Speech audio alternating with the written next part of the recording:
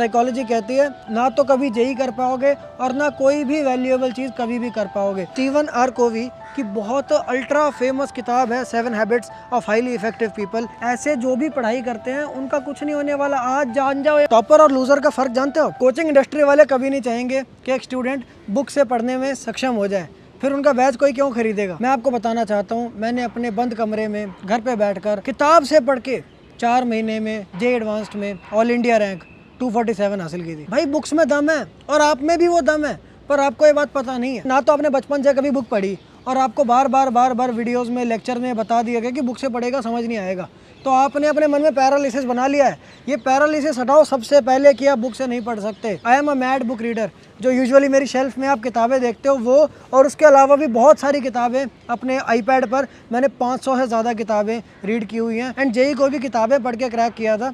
तो जो टिप्स मैं आपको बता रहा हूँ ये इंटरनेट पर कोई रैंडम टिप्स नहीं है, ये मेरी खुद की ट्राइड एंड टेस्टेड टिप्स है। इस वीडियो को एंड तक देखना क्योंकि इसके बाद आप बुक रीडिंग में सक्षम हो जाओगे। रीडिंग की ये शक्ति आपकी लाइफ चेंज कर देगी। इस चैनल पर रेगुलर ऐसी ऑथेंटिक और हेल्पफुल वीडियोस आती हैं जो आपकी आईआईटी में सिलेक्शन करवाने में काफ़ी ज़्यादा हेल्प करेंगी। इसलिए आईआईटी की कसम ये चैनल सब्सक्राइब करो ताकि आगे आने वाली एक भी वीडियो आप मिस ना करो। मेजॉरिटी स्टूडेंट्स पता है कैसे पढ़ रहे हैं कि सामने किताब रखी है, पढ़ लिया सारे शब्द, सिर्फ वर्ड पढ़े जा रहे हैं, आता कुछ नहीं है। पेज पढ़ने के बाद कोई उनसे पूछ लेना कि पेज पर क्या लिखा था, टोटल ब्लैंक। भाई बुक पढ़ रहे हैं, थ्योरी पढ़ रहे हैं, कोई भी पैराग्राफ आया समझ नहीं आया क्या फ़र्क पड़ता है, आगे पढ़ते रहो। इग्नोर कर दिया, बहुत कुछ इग्नोर करते जा रहे, कन्वीनियंटली जो मन करा इग्नोर कर दिया। This is not the way यार। ऑथर ने कुछ भी लिखा है वो काम की चीज़ लिखी है। वो खाली इंसान थोड़ी यार कि बुक के अंदर फालतू में बुक को मोटा बनाने के लिए कुछ भी लिख देगा। बुक की एक एक लाइन कीमती है। डेरिवेशन से पहले उसका बैकग्राउंड लिखा होता है, कोई कॉन्सेप्ट का बैकग्राउंड होता है, सब चीज़ें जो है ना किसी पर्पज़ के लिए लिखी होती हैं। जब चाहे इग्नोर कर दिया, ऐसे थोड़ी होता है। कुछ ऐसे लोग भी होते हैं जो भाई क्या सोचते हैं कि पहले सारी थ्योरी एक साथ पढ़ लेता हूँ, फिर सारे इलस्ट्रेशन देख लूँगा, फिर सारे इकट्ठे क्वेश्चन कर लूँगा। This is not the way यार। ऑथर ने सोचो अगर सारी इलस्ट्रेशंस बाद में पढ़नी होती तो बीच में क्यों डाली यार, वो साथ साथ पढ़नी होती है। जैसे जैसे बुक में आएगी वैसे वैसे ही पढ़नी है। किताब पढ़ते पढ़ते हर एक मिनट में फ़ोन खोल लिया, ऐसे थोड़ी होता है यार। साइकोलॉजी कहती है कि अगर आपको कोई भी कॉम्प्लिकेटेड चीज़ करनी है तो आपका उस पर बिल्कुल अनइंटरप्टेड फोकस टिका रहना चाहिए। ये जो आप हर 5 मिनट में 1 मिनट में फ़ोन खोल रहे हो, ऐसे आप ना तो कभी जेई कर पाओगे और ना कोई भी वैल्यूएबल चीज़ कभी भी कर पाओगे। ये आदत बंद कर दो। एक और बुरी आदत है कि मुंह से उच्चारण करते करते पढ़ रहे हैं, स्लोली पढ़ रहे हैं, उसके बाद भी समझ नहीं आया हुआ। अब मेरी इन टिप्स को ध्यान से सुनना। सबसे पहली चीज़ है एक्टिव रीडिंग करो यार। यानी ये नहीं कि आप किताब पढ़े जा रहे हैं, दिमाग नहीं यूज़ हो रहा, मुंह से बस उच्चारण कर रहे हैं, आंखें और मुंह काम कर रहे हैं, दिमाग काम नहीं कर रहा। दिमाग फुल पावर एक्टिव होना चाहिए। आपको शब्द शब्द नहीं पढ़ने, शब्दों को कनेक्ट करो। एक एक शब्द की कोई वैल्यू नहीं है। मैं आपको एक एग्जांपल देता हूँ। जैसे जैसे मैं शब्द बोलता जाता हूँ आप अपने मन में फ़ोटो बनाते चलना। A giant white elephant. अब आप सोचो अ जायंट और वाइट जब तक मैंने बोला, सोचना, रोक के सोचना। अ जायंट वाइट मैंने जब तक बोला आप सोचते रह गए मैं क्या चित्र बनाऊं, पर ये चारों वर्ड्स एक साथ जब आप देखते हो अ जायंट वाइट एलिफेंट, तो आप बिल्कुल एक क्लियर पिक्चर हाथी की बना सकते हो। इसी तरह ना आपको एक वर्ड नहीं, आपको 4-5 वर्ड इकट्ठे पढ़ने हैं और सारे वर्ड्स को जोड़कर जो लाइन बनती है उसको देखो उसका क्या मीनिंग है। उन लाइनों को जोड़ के जो पैराग्राफ बनता है वो पैराग्राफ आपसे क्या कहना चाह रहा है, ऑथर ने क्यों लिखा है वो पैराग्राफ, और ऐसी पैराग्राफ को पैराग्राफ से कनेक्ट करो, एक स्टोरी बनाओ। ये सारी चीज़ें एक के साथ एक जुड़ी हुई हैं और मिलकर आपको कुछ कहानी कह रही हैं। वो हेडिंग के नीचे जो कहानी, उस कहानी के थ्रू ऑथर आपको क्या समझाना चाह रहा है, ये सारे डॉट्स कनेक्ट करके वो कहानी बनाओ। वो कहानी आप समझ गए, आपके कॉन्सेप्ट्स डन। दूसरी टिप, कोरा कागज़ टेस्ट।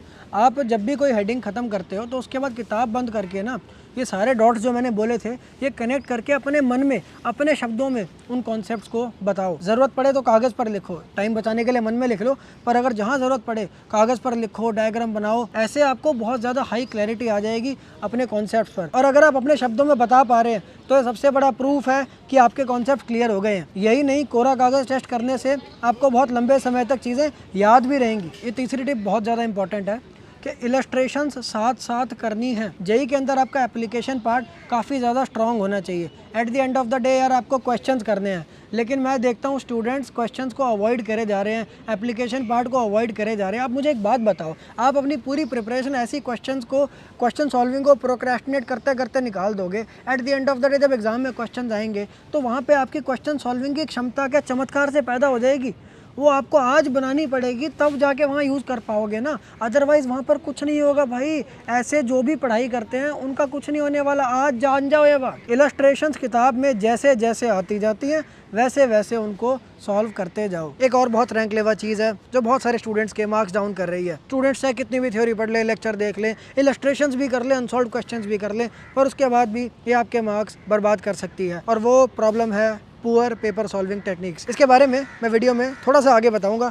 तब तक चलते हैं अगली टिप पर। अब ये चौथी सबसे ज़्यादा महत्वपूर्ण टिप सुनो, stay extreme relevant. Steven R Covey की बहुत अल्ट्रा फेमस किताब है 7 habits of highly effective people. इस किताब के अंदर वो पहली हैबिट बताते ही यही है, begin with the and in mind.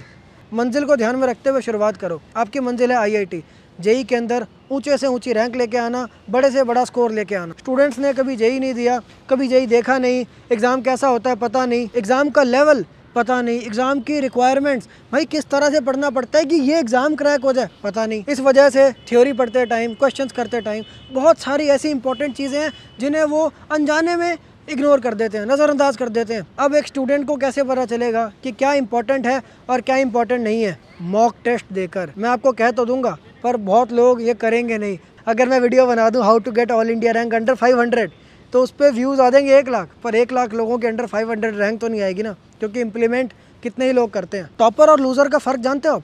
Topper अपने डर को फेस करता है और लूज़र अपने डर से भागता है। मॉक टेस्ट देने से डरो मत। आज से 3 महीने बाद आपको रियल एग्ज़ाम देना पड़ेगा, और 3 महीने पहले आपको मॉक टेस्ट देने से भी डर लग रहा है यार, ये डर खत्म करो। अब सवाल आता है कि मॉक टेस्ट दें कहाँ से? तो मैं अपनी IIT दिल्ली की टीम के साथ मिलकर आपके लिए लेकर आया हूँ एक बहुत ही ज़्यादा अफोर्डेबल और वैल्यूएबल पैकेज। इस पैकेज में आपको मिलता है जेई मेंस की टेस्ट सीरीज़, जेई एडवांस की टेस्ट सीरीज़, बिटसैट की टेस्ट सीरीज़, और जितने भी देश में स्टेट इंजीनियरिंग एंट्रेंस एग्ज़ाम्स होते हैं उनकी टेस्ट सीरीज़, उसके अलावा जितने भी और अन्य इंजीनियरिंग एंट्रेंस एग्ज़ाम्स होते हैं उन सब की टेस्ट सीरीज़। साथ में आपको मिलते हैं जेई 2024 के लिए एक्सट्रीम रेलेवेंट मॉड्यूल्स। इस पैकेज में आपके लिए चैप्टर वाइज टेस्ट्स हैं, सेक्शन वाइज टेस्ट्स हैं, प्रीवियस ईयर के पेपर्स भी आप as a mock test attempt कर सकते हैं, और उसके बाद आपको मिलेगा कंप्लीट एनालिसिस एक डैशबोर्ड पर, जिसमें आपको पता चलेगा कि आपको हर क्वेश्चन में कितना टाइम लगा, आपकी एक्यूरेसी क्या थी, सब कुछ जो एक आइडियल टेस्ट सीरीज़ में होना चाहिए वो इस पैकेज के अंदर इंक्लूडेड है। इस पैकेज में आपको एक game changer paper solving training भी मिलती है। आपने कभी भी कोई एग्ज़ाम देते समय ये महसूस किया है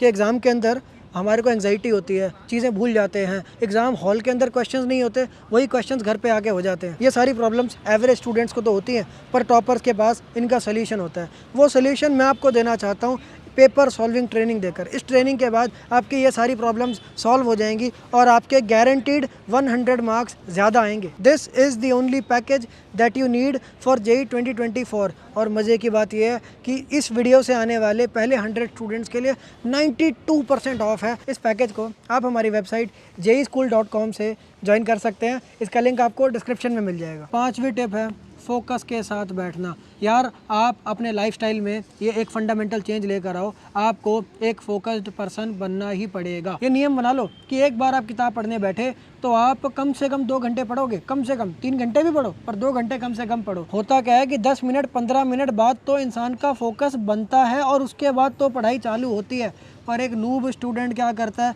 5 मिनट 10 मिनट तो बैठता ही है, फोकस बनता ही नहीं। उससे पहले वो अपना फोकस तोड़ के मोबाइल फ़ोन खोल लेता है या कुछ और करने लग जाता है। साइकोलॉजी कहती है कि किसी भी फील्ड में कामयाब होने के लिए आपके अंदर ये एबिलिटी होनी चाहिए कि आप 2-3 घंटे एक बार बैठकर अनइंटरप्टेड कोई काम कर सके। आपके लिए आज वो मौका है, जेई के अंदर आप ये एबिलिटी गेन करो। ऐसा नहीं है कि किसी के अंदर होती है किसी के अंदर नहीं होती, सबके अंदर है ये एबिलिटी, पर हम इसको ट्रेन नहीं करते। आप 2 घंटे बैठने के लिए पुश करो। शुरुआत में आपको थोड़ी प्रॉब्लम होगी, बीच बीच में अर्जिस उठेंगी उठने की, पर आप खुद को बताओ कि अगर आप ऐसे बैठे रहोगे और पढ़ाई पर ध्यान कंटिन्यूअस 2 घंटे रखोगे तो धीरे धीरे आपके लिए यह नॉर्मल चीज़ हो जाएगी और इसी तरीके से की गई पढ़ाई जेई के लिए मीनिंगफुल है। 6ठी टिप है विजुअलाइज करो। ये जो मैंने आपको कॉन्सेप्ट को स्टोरी बना के पढ़ने के लिए बोला है, इसको आपको साथ साथ विजुअलाइज भी करना है। आप अपने मन में एक चित्र बनाते चलो, जैसे जैसे अगली लाइन पढ़ रहे हो चित्र में कुछ एलिमेंट्स उस लाइन के हिसाब से सुन के ऐड करते चलो, और धीरे धीरे क्या होगा, जब पूरा पैराग्राफ या पूरा जो हेडिंग पढ़ लोगे आप, तो आपके सामने एक पूरा चित्र होगा। वो क्लियर चित्र आपकी क्लियर कॉन्सेप्ट्स को दिखाता है। और यही नहीं, विजुअलाइज करने से आपको बहुत लंबे समय तक चीज़ें याद भी रहती हैं। 7वीं टिप है, बुक के अंदर हाईलाइट नहीं करना। आप कभी किसी बुक स्टोर पे जाना और किसी मोटी किताब की सेकंड हैंड कॉपी मांगना उनसे, और उस पर आप देखोगे कि शुरुआत के 15-20 पन्ने पर आपको उस पर बड़े प्यार से, चाव से किसी ने हाईलाइट कर रखे होंगे, अंडरलाइन कर रखे होंगे, और उसके बाद पूरी किताब नई की नई मिलेगी आपको। Anyway, coming to the point, majority students में एक बहुत ही ज़्यादा रैंक लेवा टेंडेंसी है कि कभी भी उनको कोई इंपॉर्टेंट चीज़ दिखती है ना, वो उसको क्या सोचते हैं, अंडरलाइन कर लेंगे, हाईलाइट कर लेंगे कि इसको बाद में तसल्ली से करूँगा।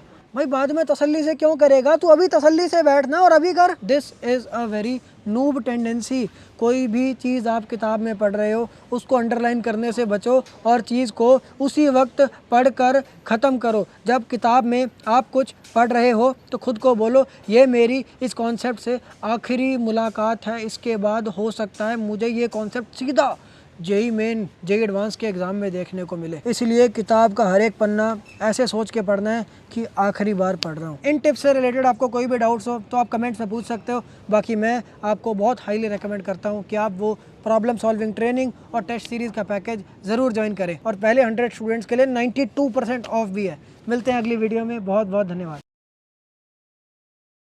अगर हम करें तो करें क्या, बोले तो बोले क्या। वाह जिंदल जी वाह।